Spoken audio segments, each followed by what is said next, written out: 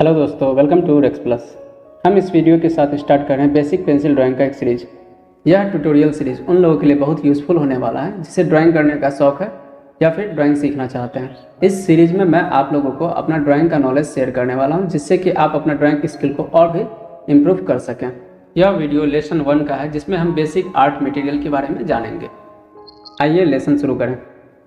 हम फिलहाल 4 basic art materials के बारे में जानेंगे, जिसमें कि एक होते हैं ड्राइंग पेपर, दूसरा पेंसिल्स, तीसरा इरेजर और चौथा शार्पनर। तो बात करें ड्राइंग पेपर की, तो ड्राइंग पेपर हम शुरुआत में फ़ोटोकॉपी वाला पेपर का यूज़ करेंगे। धीरे धीरे हम आगे बढ़ेंगे तब हम ड्राइंग पेपर का यूज़ करेंगे। Basically drawing paper normal paper से थोड़े मोटे होते हैं। ड्राइंग के लिए सबसे यूज़फुल टूल पेंसिल। ड्राइंग करने के लिए हमें पेंसिल की आवश्यकता होती है। ये अत्यधिक सॉफ्ट से अत्यधिक हार्ड भी होते हैं। यह अलग अलग ग्रेड में उपलब्ध होती है। पेंसिल का हार्डनेस और सॉफ्टनेस पेंसिल के सिरे पर अंकित होते हैं। पेंसिल के 2 सीरीज होते हैं, एक H सीरीज, दूसरा होते हैं B series. H series hard और लाइट टोन के होते हैं, जबकि B सीरीज सॉफ्ट और डार्क टोन के होते हैं। H सीरीज में ग्रेड का नंबर जितना अधिक होगा उतना ही अधिक हार्ड और लाइट होगा। B सीरीज में ग्रेड का नंबर जितना अधिक होगा उतना ही अधिक वो सॉफ्ट और डार्क होगा। आमतौर पर स्केचिंग के लिए 2H, HB, 2B, 4B, 6B, 8B और 10B का यूज किया जाता है।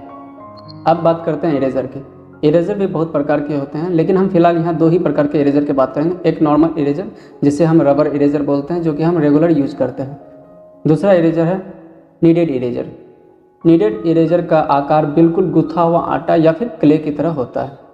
नीडेड इरेजर को हम अपने अनुसार अलग अलग शेप में बदल सकते हैं। यह समय के साथ साथ गंदे भी होते हैं, लेकिन हम इसे खींच करके फिर से साफ कर सकते हैं।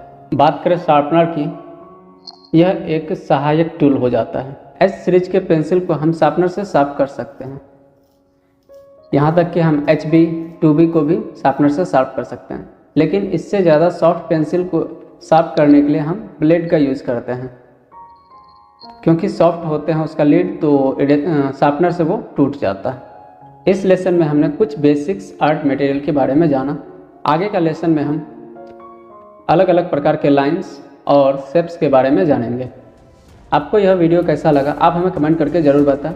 अगर आपको इस वीडियो के रिलेटेड कोई भी सवाल है तो आप हमें कमेंट करके ज़रूर से पूछें, हम सारे कमेंट का रिप्लाई करेंगे।